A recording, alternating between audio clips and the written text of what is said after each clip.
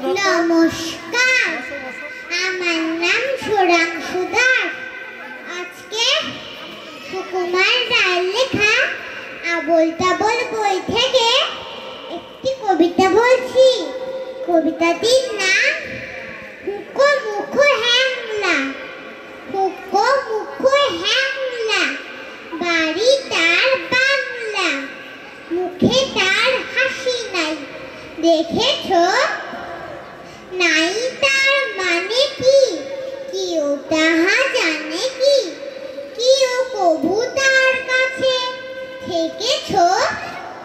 শ্যামা দাস বাবা তার, আফিনের থানাদার, আর তার কেউ নাই এছাড়া। তাই বুঝি আকাশে মুখখানা ফ্যাকাশে বসে আছি কাদো কাদো পিচেরা। ধপ ধপ পায়েসে নাচতো যে আয়েসে, গাল ভরা ছিল তার ফুর্তি। গাইতো সে সারাদিন সারে গামা টিম টিম, আল্লাহাদি গদ গদ মূর্তি। এই তো সে দুপুরে বসে ওই উপরে খাচ্ছিল কাঁচকলা চটকে। এর মাঝে হলো কি মামা তার হলো কি, অথবা কি ঠ্যাং গেল মোটকে। হুকো মুখো হেঁকে কয়, আরে দূর তা তো নয়, দেখছো না কিরকম চিন্তা।